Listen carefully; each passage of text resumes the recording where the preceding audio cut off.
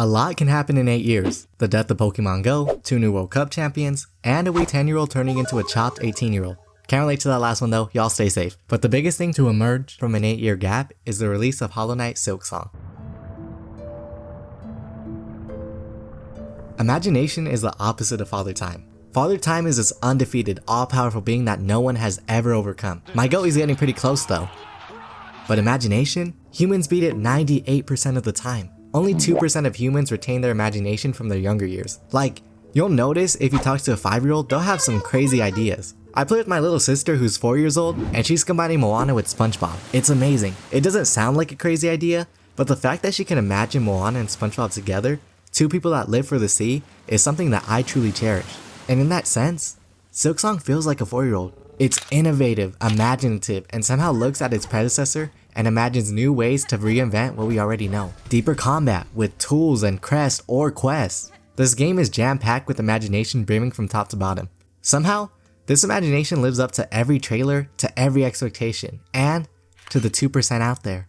However, this is a look at what we could do now that Silksong has released. Now that we've experienced this wonderful game. Humans are driven by novelty.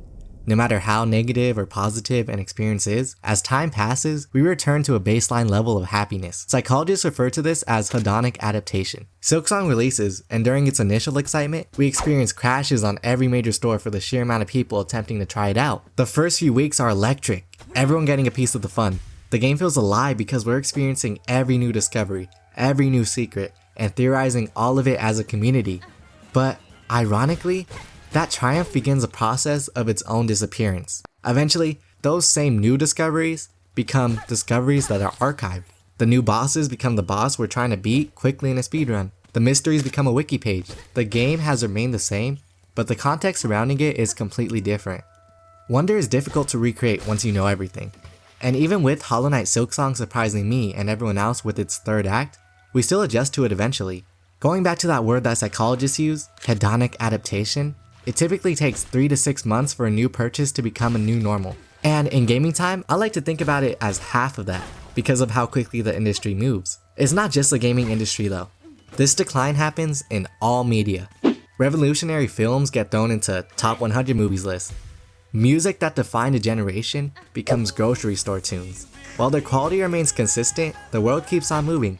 Because of this, it makes it hard to appreciate Silksong. Not because of its artistic intent, but because we as humans lack the ability to appreciate it.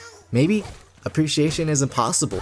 When we're first experiencing bosses, solving puzzles, and chasing discoveries, with the amount of content, it's hard to fully recognize the craftsmanship surrounding us. Only afterwards do we realize to the extent that this world has been built, but by then, the immediacy is gone. We understand more while feeling less. That paradox might doom every piece of art. It might be a vicious cycle where popularity fades while the work remains unchanged. People move on, but the world created remains open, waiting for the next person to discover it. So, what does one do now after finishing Hollow Knight Silksong? Perhaps, don't chase the next masterpiece. Sit down, reflect on moments that surprised you, moments that challenged you, moments that changed you. Reflect on what stayed with you after the credits rolled. Listen to other people's opinions. Notice details you never did. Listen to the soundtrack one more time. Then, think about returning. Not to recreate that initial sense of wonder, but to discover what has changed in your perspective since you last played this game. In conclusion, the greatest works of art are not the ones that remain popular forever. And Silksong, as well as many other masterpieces, will always have fans appreciating their beauty long after the release. But for the average person, take a moment to appreciate Silksong. And even if you don't take that moment, Silksong was never about that. It was about creating a masterpiece that remains, no matter how big the crowd is. Lastly, just keep waiting for that DLC, baby!